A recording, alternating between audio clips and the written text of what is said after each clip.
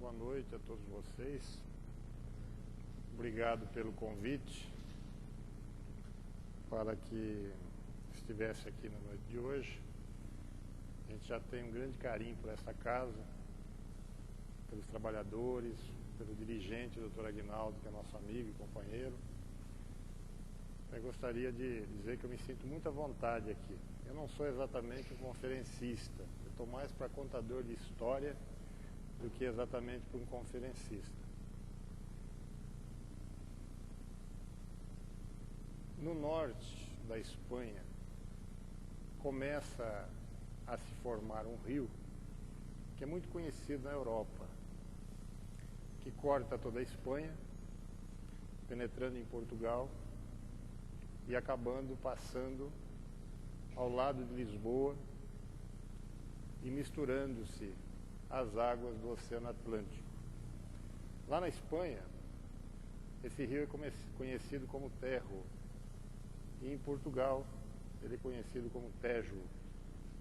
E um dia, um dos maiores poetas da língua portuguesa, Fernando Pessoa, parou, olhou a grandiosidade do rio e disse assim: o Tejo, ele é mais belo que o rio que corre pela minha aldeia. Mas o Tejo não é mais belo que o rio que corre pela minha aldeia, porque o Tejo não é o rio que corre pela minha aldeia. Se a gente analisar o início desse poema, nós vamos descobrir algo muito singular nele, que mostra que naquele momento o poeta estava valorizando o que ele tinha dentro dele mesmo de sentimento pelo rio que corre pela aldeia dele, que para as pessoas, para o mundo, para os outros poetas, para os cantores de fado, o Tejo podia até deslumbrar por ser um rio magnífico, mas para os sentimentos dele, o mais importante era o rio da aldeia dele, que fazia lembrar os momentos da infância, onde ele pescava, onde ele nadava, onde ele passava suas horas, mostrando que ele buscava dentro de si valores que o mundo não conhecia, mas que para ele era muito importante. E era mais importante. Um dia Jesus, olhando para as pessoas, os apóstolos, disse assim: vós sois o sal da terra, vós sois a luz do mundo. E num outro momento da nossa história, Francisco Cândido Xavier, médium de Uberaba, ele foi interrogado por uma pessoa que disse assim: Chico, por acaso os espíritos brincam também? Ele não estava se referindo aos espíritos propriamente brincalhões, estava se referindo aos espíritos elevados, aos espíritos protetores. Se eles brincam, se eles contam piada. E o Chico acabou contando uma história dizendo assim: olha, um dia eu acordei e quando eu fui me levantar da cama, eu comecei a ver o meu quarto rodar. E imediatamente me veio uma ânsia de vômito. E eu percebi que eu estava com labirintite. Mas eu tinha um trabalho a realizar aquele dia. Eu tinha livros para psicografar. E certamente, com aquela tontura e naquele estado, eu não poderia trabalhar.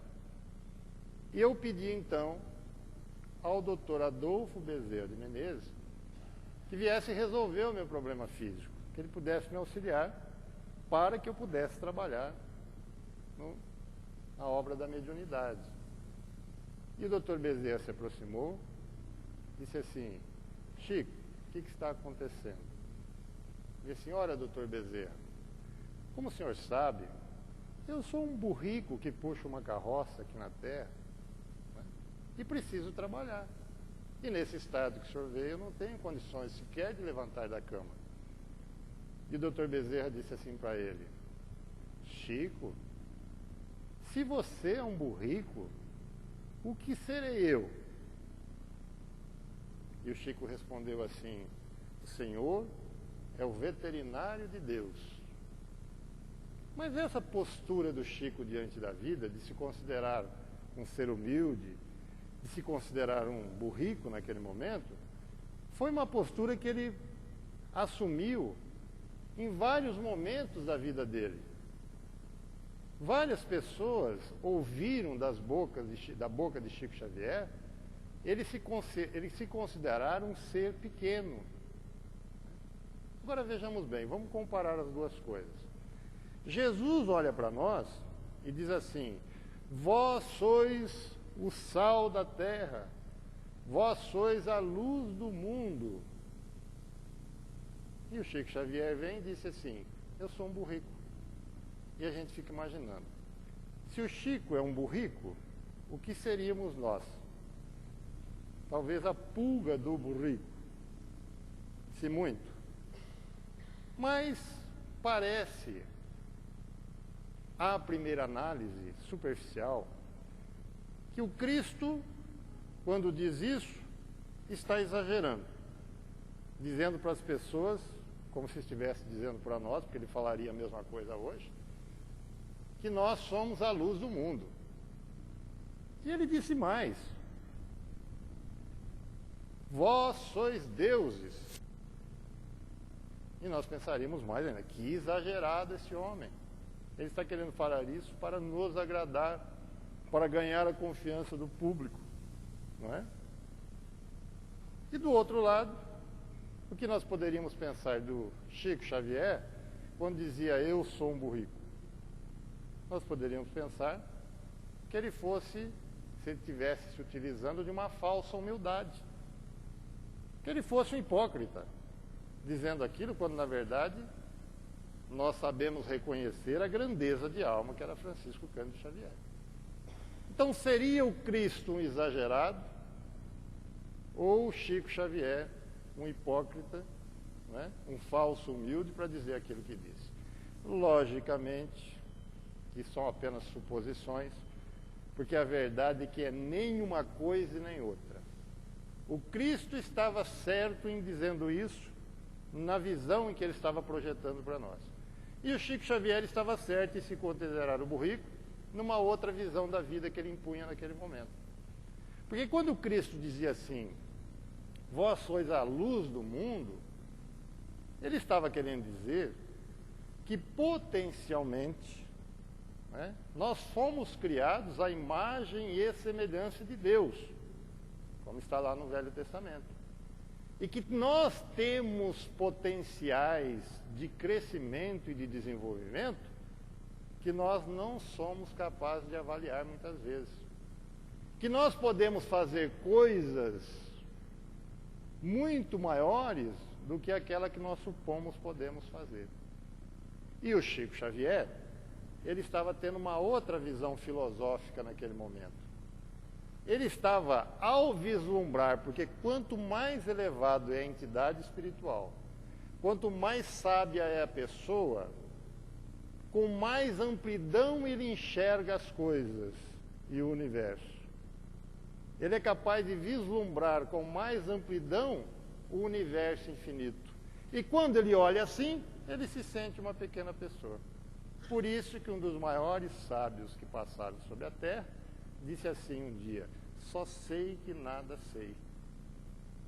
E se ele sabe quase nada, nós então somos ignorantes ao extremo.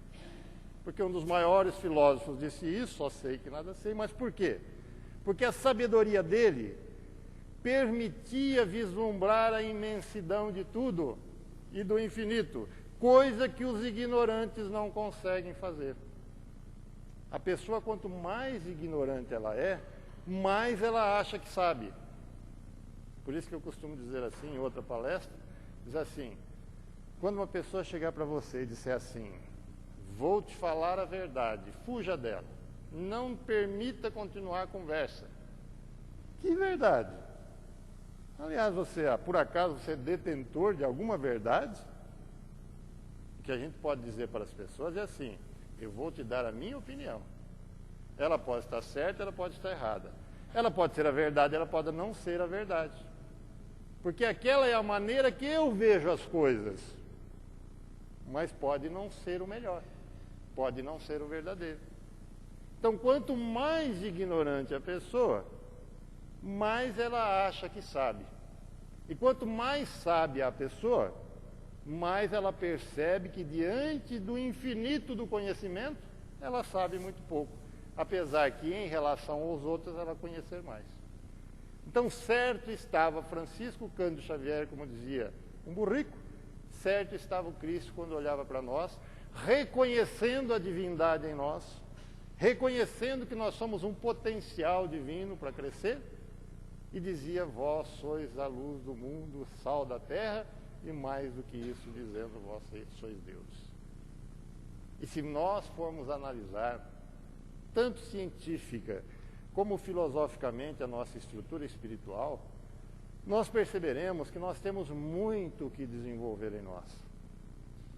E nós não podemos ficar parados. Não somente nós, como toda criatura criada por Deus, pode muito mais do que faz. E vocês podem observar o exemplo dos animais, não é? Existe, tudo que eu vou dizer para vocês agora pode ser confirmado num vídeo do YouTube. É só entrar lá e escrever assim: corvo japonês, e vocês vão ver o que esse pássaro é capaz de fazer. O que ele fez na sua adaptação para poder se alimentar melhor. Ele era um pássaro no Japão, um corvo, que vivia selvagemente. E lá na mata, eles viviam de larvas, pequenas larvas dos paus podres. Então o que ele fazia? Como o bico dele é muito curto, ele adaptou um pequeno estilete de madeira, que ele pode cutucar lá dentro a larvazinha e tirar para se alimentar. Mas mais do que isso, ele aprendeu que se ele entortar um pouquinho a ponta do graveto, ele pode puxar a larva como se fosse um anzol, para poder se alimentar. Mas não para aí. Um dia, devido ao crescimento das cidades, lá, assim como aconteceu no Brasil, alguns pássaros se tornaram pássaros urbanos. E este corvo também acabou se tornando um pássaro urbano. E na cidade, o que tem para eles se alimentarem em maior quantidade são os cocos, aquilo que nós chamamos aqui de macaúva. Só que corvo não quebra macaúva. O que quebra macaúva é uma arara, é um tucano, esses pássaros que têm o bico mais forte, vocês sabem bem.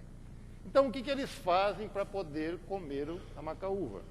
Eles vão até as avenidas, onde passam os carros, eles atiram a macaúva no chão, os carros passam e quebram, e eles descem para se alimentar. E não me olhem com essa cara de mentiroso para mim, que eu não sou mentiroso. Eu dei o site para vocês confirmarem. É só chegar em casa, ou aqui mesmo, se tiver internet aqui, vocês vão encontrar isso. E vou mais além. Vocês vão ver que eu sou mais mentiroso do que vocês acham. Logicamente, quando o corvo joga macaúva, os carros passam, quando eles descem para comer, eles correm o risco de serem atropelados. E muitos deles morriam mesmo assim, como morre até hoje. Mas alguns deles fizeram o quê? Eles vão na faixa de pedestre, jogam a macaúva, o carro passa, quando dá o sinal vermelho para os carros, eles descem e comem, deu o sinal verde, eles saem e voam.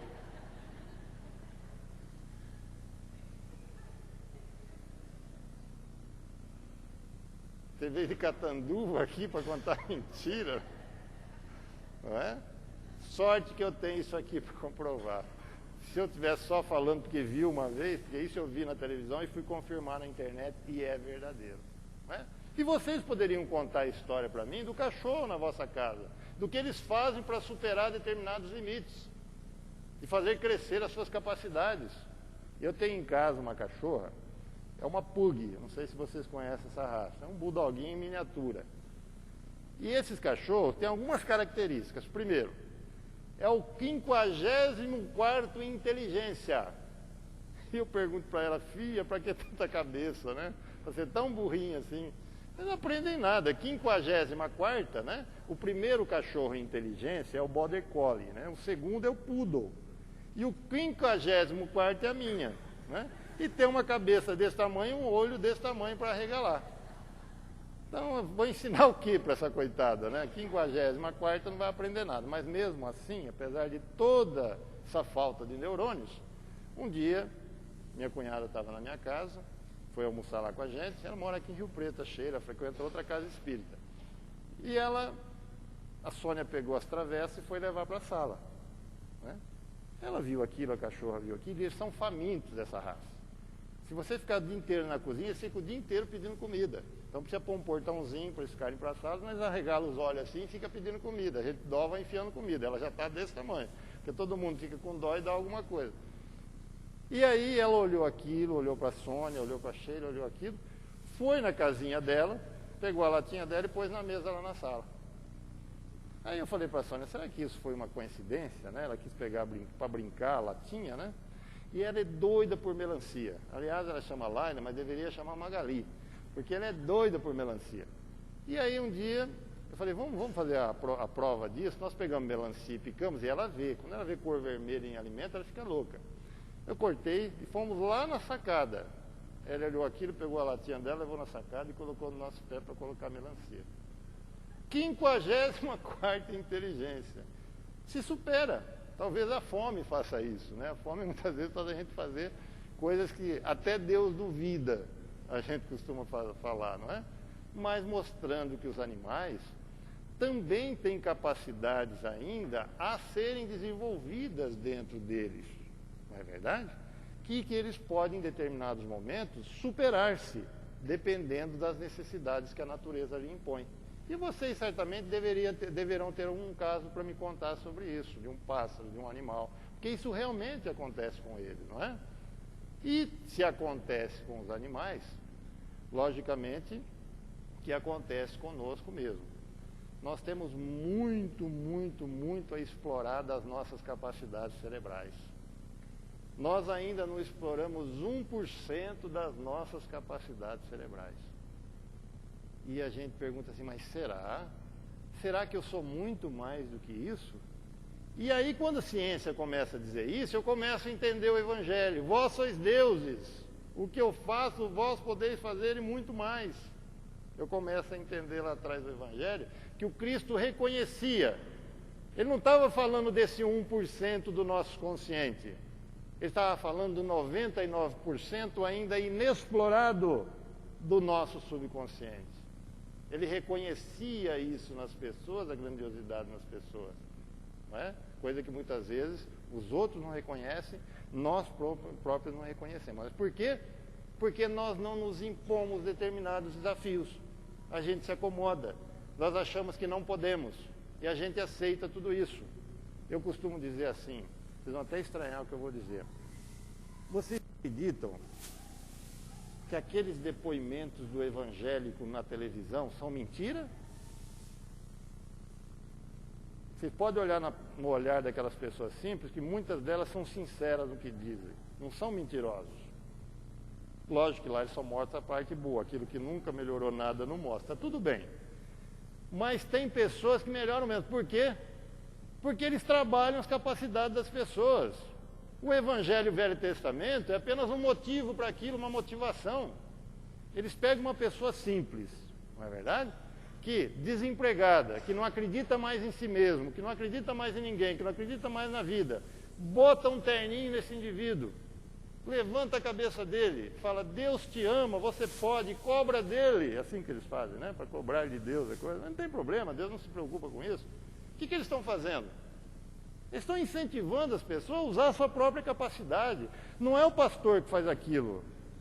Não é o evangelho que faz aquilo. É a melhora da autoestima. Se antes ele ia no indivíduo, para me dar um emprego, o indivíduo vendo alguém assim não vai dar emprego nunca. Esse cara não tem energia, como é que eu vou dar emprego para ele? De repente ele vai, se eu me dar um emprego que eu quero trabalhar, eu preciso trabalhar. Ele arruma um emprego. Aí ele volta lá e fala, realmente, é como é prometido. Então não vamos pensar que tudo aquilo é mentira, que não é, não. É uma forma de incentivar a melhora da autoestima daquelas pessoas, de desenvolver as capacidades que elas esqueceram que tinham. Não é? Por isso que eu não gosto muito da apologia da dor no movimento espírita. Ah, tem que sofrer. Ah, não tem que sofrer nada, a gente tem que amar, a gente tem que trabalhar, a gente tem que ser... Não é? Às vezes a gente no centro espírita se torna muito espiritualizado e deixa de estar humanizado. Às vezes a gente até anda diferente, né? Com as mãozinhas juntas, assim, não é? Com andar de santidade. Se humaniza primeiro, vai ser um bom pai, vai ser uma boa mãe, vai ser um bom amigo. E às vezes a gente faz apologia da dor. Nós tínhamos um companheiro no centro, lá na época do Boa Nova, que a gente o chamávamos de o bom senso desencarnado. Porque não tinha um pingo de bom senso. Então nós trabalhávamos do lado de uma favela e ele dava evangelização infantil.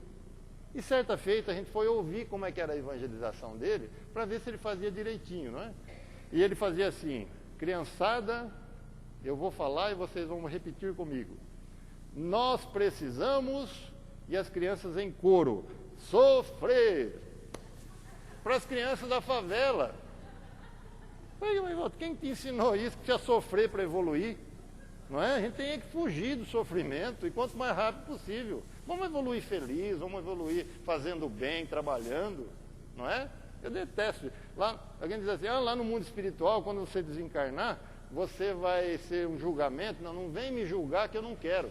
Eu não gosto de julgamento. A gente espírito vem falar para mim, você fez isso, eu sei de tudo que eu fiz de errado, me dá trabalho. Pode ser que o André Luiz começou a fazer, lavar o chão do hospital, eu quero trabalhar. Eu não quero que fiquem me acusando, eles não acusam, tudo isso é simbólico, viu? Espírito nenhum acusa ninguém de nada. A gente sabe. Cada um de nós sabemos onde é que estão os nossos erros, nossas falhas. E eles não vêm para... Quando uma pessoa vem até a nossa casa espírita, cheia de problemas, a gente fica acusando essa pessoa? É porque você fez isso, porque você fez aquilo, porque no passado você fez isso. Nossa, doutrina espírita, pelo amor de Deus, eu vim lá sair mais carregado, porque ficaram me acusando. Não, meu irmão, você pode sair dessa, você tem condições, não é? Você pode aqui receber ajuda espiritual. Não é assim que a gente faz? Você acha que no mundo espiritual eles vão usar da psicologia o contrário do que é sério? Então esse negócio de espírito fica falando, você fez isso, você fez tudo simbólico. A gente sabe na nossa consciência. O tribunal maior nosso é a nossa consciência. Ninguém vai precisar dizer nada para nós. Não é? Então nós, como espíritos, temos esses potenciais e precisamos desafiar esses potenciais. Um empresário paulistano chamado Paulo Mercato, um dia ele estava com 50 e poucos anos de idade, já meio barrigudinho, cervejinha, né? Uma carne assada no final de semana, aquela picanha caindo gordura assim, né? Cigarro e vida tranquila, já financeiramente estabelecido. Mas um dia começou a se sentir mal, tem um desconforto na região do peito. Aí ele procurou o cardiologista dele.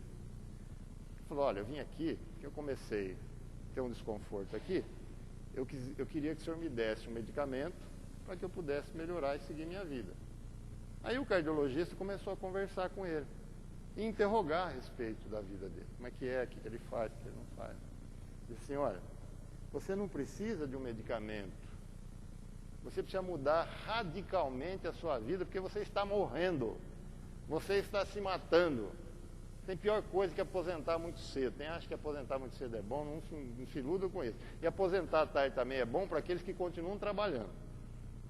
Porque aposentar muito cedo, muitas vezes, a gente começa a construir a cova com os hábitos de vida que a gente começa a ter. Não é? Então, você precisa mudar seus hábitos de vida. E ele foi para casa até meio contrariado, sabe? Mas quando chegou em casa, ele foi no espelho, tirou a camisa, viu assim, realmente, sabe? A banha começava a cair aqui, e o médico falou para ele assim, tá vendo essa banha que cai aqui? É a mesma que está acumulando lá nas artérias coronárias. Tá? Você pode ter tudo bom, mas na hora que entupir uma daquelas, você corre o risco de morrer. E se entupir aqui, pior ainda. Porque aí você fica com derrame na cama e paralisado. É isso que você quer? Você tem 51 anos de idade, você está se matando, não é? E ele, apesar de contrariado, chegou em casa e falou, ele tem razão. E ele então resolveu se impor um desafio para vencer determinados limites. Primeiro, parar de fumar e parar de beber. Terceiro, exercício. Quarto, programas de televisão mais saudáveis. Quinto, parou com o uísquezinho. Parou de tomar excesso de café, que ele era um cafezeiro de o dia inteiro. E a partir daí ele falou, eu preciso de algo mais. E ele se impôs um desafio com 51 anos de idade: atravessar o Canal da Mancha a nado. 51 anos de idade, gordinho. E ele se propôs esse desafio porque a natação era o esporte predileto dele da infância. Então, logicamente, que ele já tinha um certo conhecimento do esporte. Vocês sabem o que é o Canal da Mancha? O Canal da Mancha é um canal, um braço de mar, que divide a França da Inglaterra. Lá em cima a gente tem o Mar do Norte, aqui embaixo a gente tem o Oceano Atlântico. E une os dois. Na parte mais estreita, na chamada Estreito de Dover, tem aproximadamente 34 a 35 quilômetros. Né? Eu me proporia fazer isso só se for para atravessar pelo Eurotúnel lá, mas nadar jamais. 34 quilômetros. E 34 quilômetros assim, de um estreito, de um local, que cruzam aproximadamente 300 navios por dia. De lá para cá e daqui para lá. Que tem ondas de até 4 metros de altura. Que tem uma temperatura da água de 15 graus. E que tem correntes marítimas que faz você nadar muito mais do que 34 quilômetros. O primeiro homem que atravessou o Canal da Mancha, em 1875, foi um capitão da Marinha Mercante inglesa, e ele nadou 61 quilômetros para poder atravessar. Demorou quase 25 horas para poder atravessar, lá em 1875. E o senhor Paulo resolveu enfrentar esse desafio. Foi informado a ele: olha, esse desafio que o senhor quer enfrentar, ele é tão difícil como escalar o Everest, que tem 8.000 metros de altura. Você está disposto? Estou. Aí ele contratou, lógico, um treinador, e ele começou a treinar para fazer isso. Né? E ele se atirou no mar, depois de emagrecido, treinado, né? E depois de 36.000 braçadas, depois de nadar 13 horas e 42 minutos, ele se tornou o homem brasileiro mais velho a atravessar o Canal da Mancha. É? Então, até então, ele era um homem que estava cavando a sepultura. Estava morrendo dia a dia. Mas o dia que ele disse assim, os filhos deles acharam no início que aquilo seria uma loucura. Não é? Mas ele acreditou naquilo, conseguiu forças naquilo, que são muito mais do que forças físicas. Existe aí necessidade de um preparo mental, de reconhecer que pode, de ter vontade, de ter coragem, logicamente, ninguém faz uma coisa dessa sem coragem, mas mostrando o que é mais importante do que um desafio próprio, é o exemplo para as pessoas, que eu estou citando esse exemplo aqui hoje, que serve para todos nós, de que nós muitas vezes podemos muito mais do que nós imaginamos, não somente do ponto de vista físico, mas também e principalmente do ponto de vista mental e do ponto de vista espiritual. Sejamos nós homens, sejamos nós mulheres, sejamos nós crianças, sejamos nós adultos. Logicamente que existem características, não é, próprias das mulheres, né, que diferenciam dos homens e que permite à mulher ter desafios e características e potenciais diferentes das dos homens. O cérebro da mulher, ele é diferente do cérebro dos homens. Vocês já ouviram dizer que a mulher, elas têm menos neurônio do que os homens. Vocês já ouviram dizer isso? Mas isso não significa dizer que a mulher tenha menos inteligência do que os homens. Mesmo porque a inteligência, ela não está relacionada exatamente ao número de neurônios, mas ela está mais relacionada às interconexões que existem entre os neurônios. Nós temos no nosso cérebro, né, aproximadamente 100 bilhões de neurônios. O nosso cérebro pesa aproximadamente 2% do nosso peso corporal. Então, num indivíduo de 70 quilos, ele pesaria 1,3 quilogramas, não é? Ou 1,4 quilogramas mais ou menos.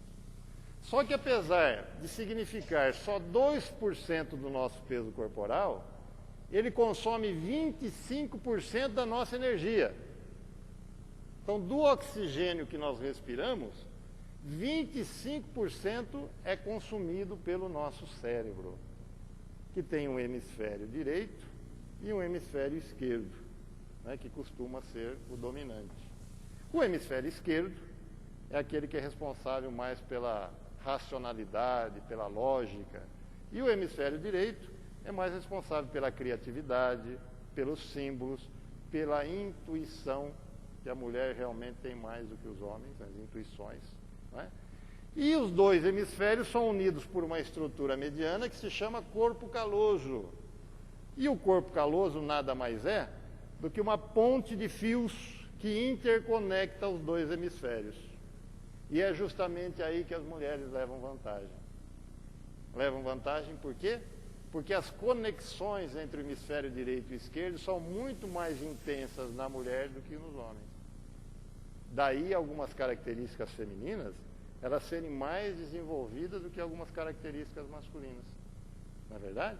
Por exemplo, a CIA americana hoje contrata 3 espiãs mulheres para 1 espião homem. Eles preferem as mulheres.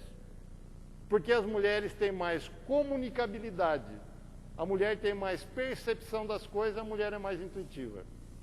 Então eles preferem hoje as espiãs mulheres a espiãs homens por causa disso.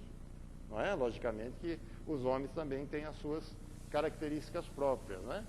Mas se nós fôssemos analisar bem assim a mulher e o homem, vocês perceberiam assim. A mulher, ela percebe mais as coisas. Eu estou falando tudo isso para sentir que tanto o homem como a mulher pode se desenvolver nas suas capacidades cerebrais. Podem crescer nas suas capacidades cerebrais. A mulher tem mais percepção das coisas.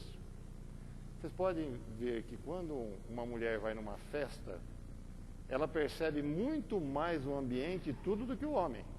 Quando sai da festa, ela fala, você viu fulano, você viu ciclano, você viu o que falou, você viu que estava amarelo, você viu que estava vermelho, você viu que apagou a luz. O homem não percebeu nada disso. É a mulher que sabe, que percebe que a outra veio com o mesmo vestido da outra festa. O homem não percebe nada disso. Mas ela sabe, é o mesmo vestido que ela usou no casamento de fulano. Ela percebe mais isso. Uma mulher, quando vocês vão visitar um amigo, não é? Quem observa tudo na casa da amiga é a mulher, não é o homem. A amiga, quando limpa a casa para receber visita, ela limpa por causa da mulher, não limpa por causa do homem. Porque ela sabe que a mulher percebe tudo. Se tem uma teia de aranha lá no cantinho, a coitadinha lavou tudo, mas ela fixa naquela teia de aranha. Quando ela sai da visita, ela fala assim para o marido, você viu aquele arranjo que estava naquele vaso no canto esquerdo da casa? O marido fala, não viu o vaso, não viu o arranjo, não vi nada. E ele não percebeu mesmo. Porque a capacidade perceptiva da mulher, ela é muito maior do que a capacidade do homem. A capacidade intuitiva da mulher, de usar o hemisfério direito, portanto, é muito maior a intuição na mulher do que no homem. O homem é mais lógico em certo aspecto. Ele usa mais o hemisfério esquerdo, né? Vocês podem observar que o homem, ele chega para a mulher e diz assim, bem, eu estive pensando, e o pensamento dele é lógico, ele mostra com números, 2 e 2 são 4, né? E prova tudo, né? Que fulano é uma boa pessoa para ser meu sócio. E nós temos aí um projeto em vista de construir uma empresa, e nós já fizemos uma avaliação do mercado, e realmente é o que o mercado está precisando. Nós vamos ter alguns 6 meses de investimento, de tanto, mas depois de 6 meses, o lucro mensal, matemática, e ela fica olhando. A mulher fica olhando, vocês ou param de falar, ela fica assim. E você conhece fulano, né? Eu conheço. O que você acha? Não vai dar certo. Aí o homem pergunta, por que não vai dar certo? Ela não sabe explicar. Porque para a inteligência intuitiva, que é uma forma de inteligência, 2 e 2 não são 4. Pode ser 5, pode ser 6, pode não ser nada. Ela não sabe de onde veio essa informação e nem como ela veio. Mas ela pressente. né? A mulher tem muito disso, pressentimento, não é? De que aquilo lá não vai dar certo. E geralmente, quando a situação é essa, ele apela para o lado dela. Ele faz chantar. Então você vai pagar as contas daqui para frente. E diante dessa apelação, diante da pressão, não é? Ela fala, tá bom, faz como você quer. Ela não concorda, porque a intuição está dizendo para ela que não vai dar certo. Aí passa 6 meses de investimento, investe em tudo. Sem carro, vendeu o telefone para investir, né? E o sócio lá está tudo bem. Aí começa a tentar tirar um pouco da firma, porque precisa comprar outro carro, precisa sustentar a casa. A coisa começa... O sócio já não é mais o mesmo, o sócio já está abrindo o cofre em hora errada, né? E aí chega um dia que a bomba estoura. E vou dizer uma coisa para vocês, homens, um conselho. Nesse dia não voltem para casa, viu? Não voltem. Vão pescar, viu? Não levem celular. Porque geralmente a crise da mulher nessas horas, a vontade de falar tudo que elas querem, dura uma semana. Depois de uma semana é tolerável. Até uma semana não dá. E vocês sabem, quando você voltar para cá, sabe o que vai acontecer? Se você mora em casa térrea, ela vai estar no portão assim, ó. Mulher bully. Né? E vocês sabem o que ela vai falar, não sabe? Não te falei? Você insistiu? Agora se vira. Né? E aí vai longe essa história. Né? Então vai pescar. E não dá endereço do rancho, tá? Não leva o celular, tá? Desliga o celular, tá? Porque realmente a mulher, ela tem essa capacidade, e a gente já aprendeu a ouvir isso. Mesmo que isso não seja lógico a princípio, analise, pondera, aceita, porque a intuição é uma forma comprovada de inteligência que ninguém sabe as vias pela qual acontece, mas cujas informações são muito verdadeiras. Elas são informações que vêm por vias que não são as vias neurológicas comuns, da racionalidade, do 2 e 2 são 4.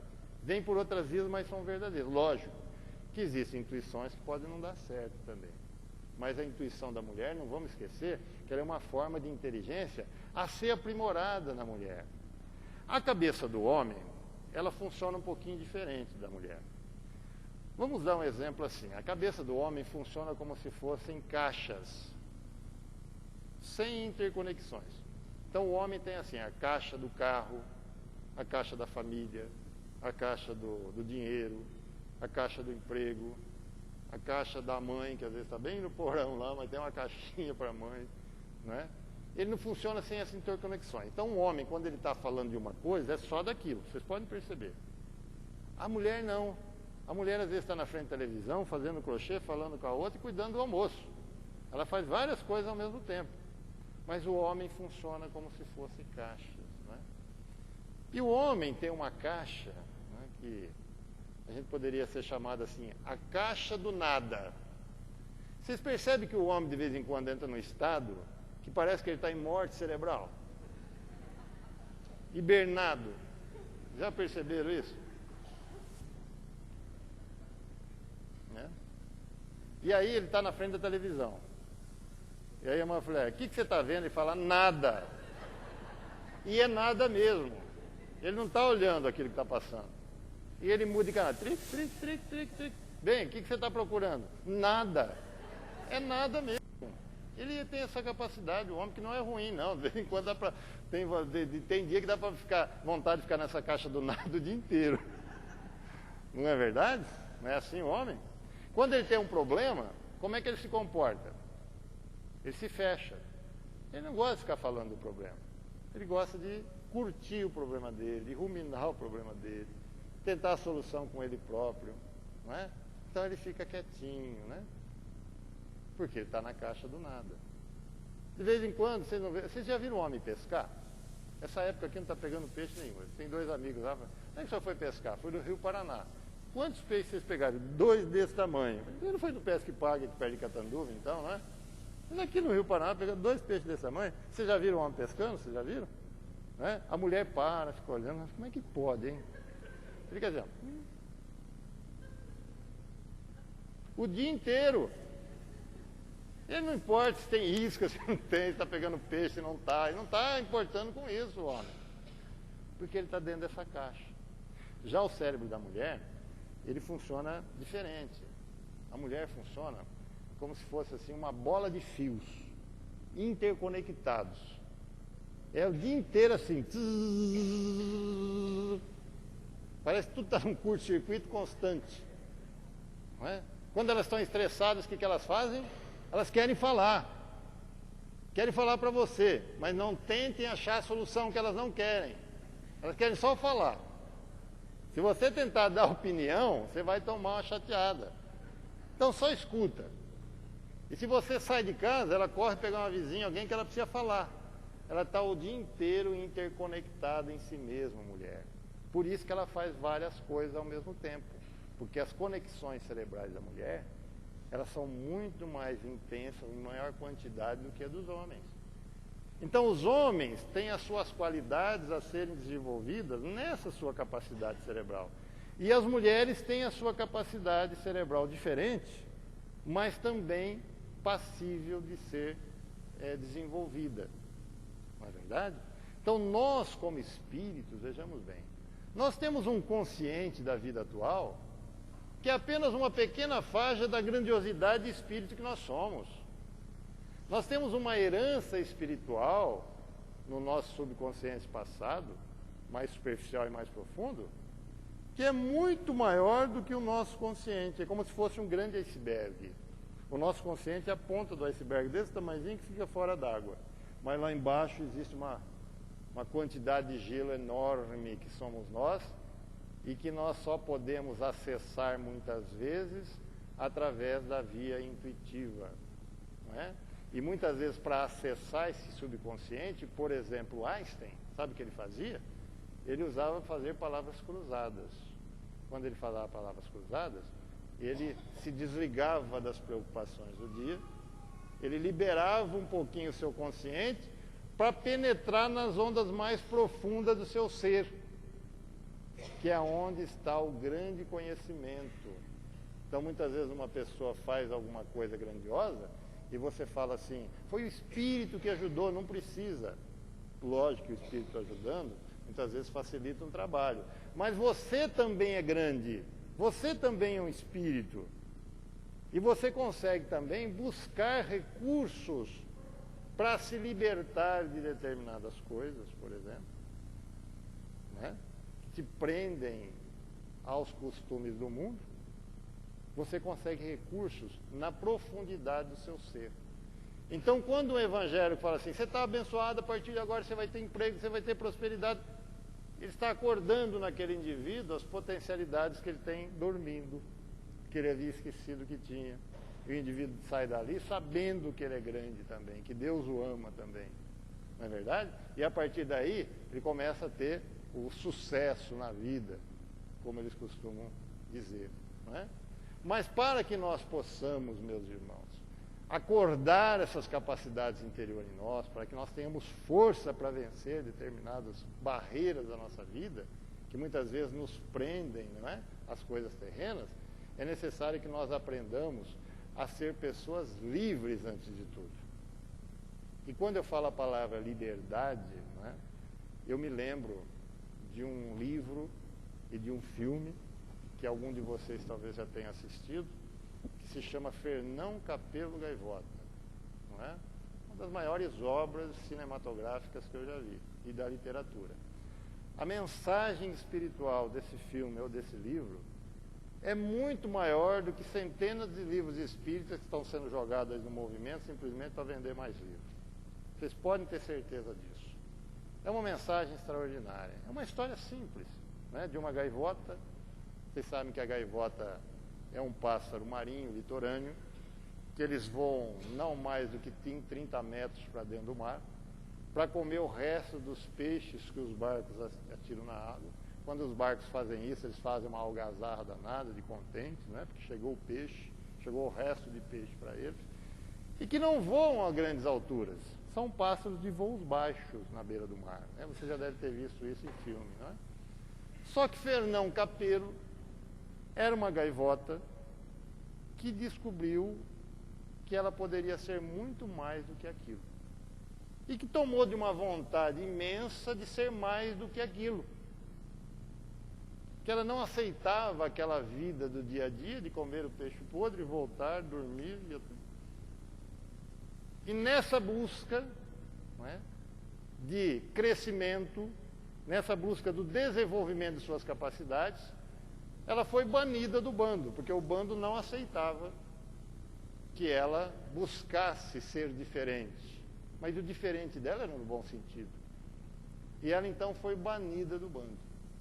Mas ela, nem sendo banida do bando, ela deixou de trabalhar as suas potencialidades. Em alguns momentos, ela quase morreu, porque ela queria voar em velocidades como outros pássaros voavam. E elas vinham descendo das altitudes, e muitas vezes mergulhava no mar, e acabava desfalecida boiando no mar. Mas o tempo passou e ela conseguiu voar mais rápido que as gaivotas, não é? E ser um pássaro diferente do seu bando. E aí ela voltou. Ela voltou não para transformar as ideias das pessoas mais idosas, das gaivotas mais idosas, perdão, porque certamente elas já tinham aquilo na ideia de que não podia, de que não devia, mas começou a trabalhar as mais jovens, mostrando às mais jovens que eles podiam mais do que aquilo, que eles podiam voar mais alto e que eles podiam atingir velocidades que outros pássaros atingiam. E esse foi o trabalho, né? A demonstração de alguém que, primeiro, se sentiu livre, porque às vezes é necessário que nós nos libertemos dos preconceitos do mundo e às vezes até dos conceitos do mundo, para que nós possamos desenvolver em nós aquilo que tem de bom dentro de nós. Porque muitas vezes o mundo nos oferece regras, nos oferece padrões de comportamento, e nós aceitamos aquilo passivamente, como se eles estivessem certos. E daqui a pouco, vai passar 10 anos, 20 anos, 30 anos, 50 anos, os padrões do mundo mudam. Eles já querem outra forma de imposição sobre nós daqui 10, 20, 30 anos. Mas por que mudam? Porque não são valores absolutos, não são valores divinos, são valores humanos. E se são valores humanos, você pode rejeitá-los desde que você se sinta bem. Você pode não aceitar aquela imposição que as pessoas fazem sobre você, de que você tem que agir assim. Né? Eu tive há pouco tempo lá um rapaz homossexual, lá no centro, que ele havia tentado suicídio 3 vezes. E disse assim, as pessoas, ele disse, não, vamos começar diferente a conversa. Você está aceitando a opinião dos outros. Está aceitando o conceito dos outros. Qual que é o conceito que você tem sobre si mesmo? Não importa que a sua mãe fale, que seu pai fale, que o outro fale. E você? O que você pensa de você? E você vai se matar pelo que o outro falou, pelo que o outro acha? Isso muda. Isso é conceito do mundo. Você é uma pessoa normal. Hoje nem a ciência, nem a psicologia considera a homossexualidade uma doença. E você está se achando, está aceitando que os outros, que são leigos, dizem que você é doente. E esse menino realmente, parece que ele aceitou a mensagem, sabe? E hoje ele é uma pessoa muito, muito correta, trabalha em outra casa espírita lá em Catanduva, né? Por quê? Porque ele precisava de ter coragem e liberdade para aquilo, não é? Certa feita, nasceu em Melbourne, na Austrália. O pai e a mãe esperavam o nascimento do primeiro filho. E já tinham até escolhido o nome dele. Nick Vujicic. Descendência sérvia, mas moravam na Austrália. E logo que o médico saiu da sala de parto, os pais perceberam a apreensão no rosto do médico. O que aconteceu, doutor? Minha mulher não está bem? Eu falei, nossa mulher está muito bem. Problema com seu filho. O que aconteceu, doutor? Olha, ele nasceu sem braços e sem pernas. E aí, logicamente, foi um choque para aquela família. Mas como todo pai que tem um filho deficiente, ele aprende a amá-lo daquele jeito. Não é verdade? Depois o ama como se não tivesse as deficiências. Só que Nick cresceu E quando ele foi ser colocado na escola, existia uma lei na Austrália que as crianças deficientes não poderiam frequentar a escola das crianças normais, entre aspas. E a mãe de Nick não aceitou aquilo. Então ela se embrenhou numa luta na Austrália para mudar essa lei. E ela conseguiu mudar a lei. E o filho dela começou a frequentar a escola das crianças, entre aspas, normais.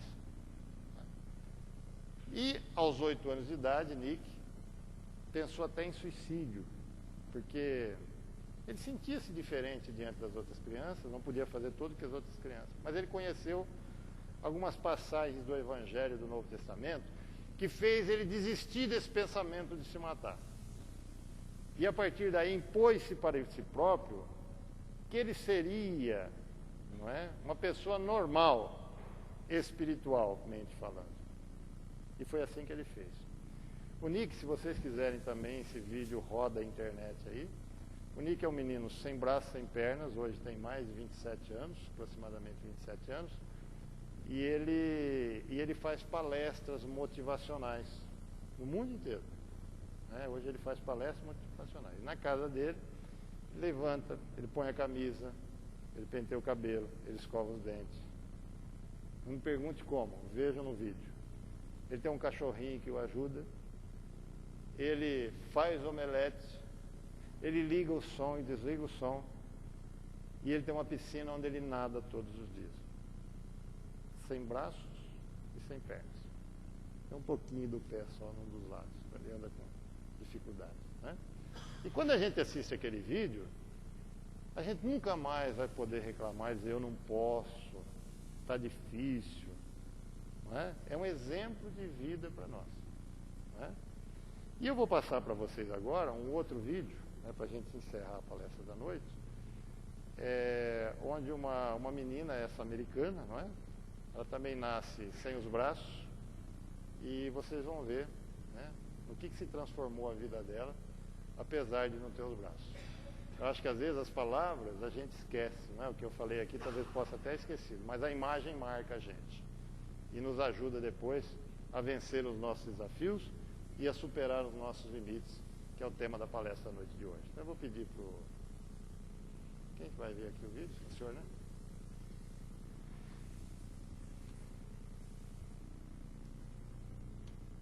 Acho que é esse aqui, ó.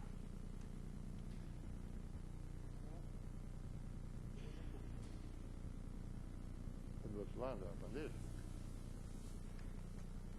Não sou muito bom nisso não, viu?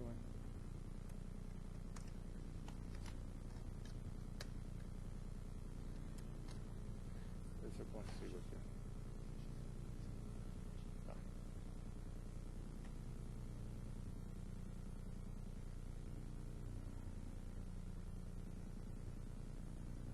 Tá.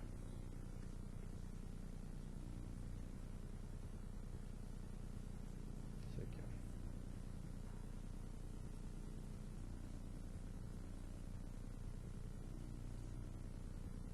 Tem som, hein? Tem?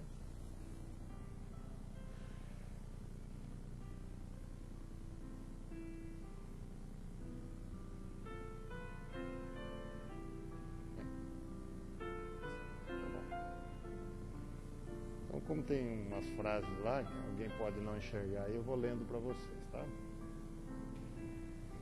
Jéssica nasceu sem braços devido a uma rara enfermidade congênita. Como qualquer criança, não entendia por que não tinha braços como as demais pessoas. Era difícil ser diferente. Sem embargo, tomou parte em diversas atividades como ginástica, baile e canto para crianças, realizadas em grandes cenários. Quando era jovenzinha, se enfadava, batendo os pés e gritando em suas birras por não ter braços. Não obstante, centrou toda a sua energia na prática de esportes. Para Jéssica, o maior desafio por ter nascido sem braços, mais que a diversidade física, eram as constantes encaradas das pessoas. Eu me irritava muito quando as pessoas me olhavam, caminhando pela rua ou pela maneira de comer com os pés. Porém, tinha aprendido a ver o lado positivo dessas situações que me deram a oportunidade de utilizar esse canal de vibrações positivas e ser um exemplo de otimismo. Seus pais foram modelos de conduta e seus pilares de apoio. Minha mãe é meu modelo e sempre me diz que posso fazer qualquer coisa a que eu possa me propor. Meu pai não derramou uma lágrima quando nasci, porque não me vê como uma vítima. É difícil ser pai de um filho incapaz. Papai foi minha rocha durante os tempos difíceis e é quem formou a pessoa que eu sou atualmente. Quando pela primeira vez aprendeu a dirigir um auto, foi graças ao uso de modificações especiais. Sem embargo, depois de ter aprendido bem, decidiu suprimir as modificações e agora é titular de uma permissão para dirigir sem restrições. Graduada em psicologia pela Universidade de Arizona, ainda atrai olhares quando abastece seu carro nas bombas de gasolina. Ela pode escrever 25 palavras por minuto, secar o cabelo e maquiar-se normalmente, trocar as lentes de contato como qualquer outra pessoa. Jéssica, com 26 anos, 1,55 m de altura, é a primeira mulher piloto na história da aviação que pilota sem braço. Esta mulher, inspiradora e heroína para muitos, irradia felicidade e um grande senso de humor. No Dia das Mães, em maio do ano passado, voou sozinha com um letreiro suspensa acertadamente dizia: "Olhe, mamãe, sem mãos." Até a data, tinha contabilizado aproximadamente 130 horas de voo sozinho e afirma: "O medo pode basear-se no desconhecimento. Quando ainda não voava, me dei conta de que meu temor era porque eu não sabia muito sobre isso." Há um medo universal na gente. É o temor da insuficiência e da falta de fé em nós mesmos. Graças à sua confiança, perseverança, preparação e ambição, Jéssica tem percorrido um grande caminho para converter-se em quem é hoje em dia. Além de ser uma oradora motivacional, ela também tem sido incentivadora da Rede Internacional de Crianças Amputadas nos últimos 5 anos. Jéssica espera casar-se e ter filhos. Sei que será difícil ter uma família, mas sei que serei uma boa mãe.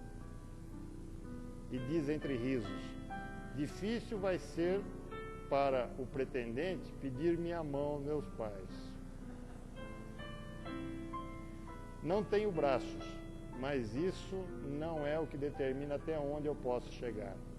Nosso temor mais profundo não é que sejamos insuficientes, é que sejamos poderosos além da medida.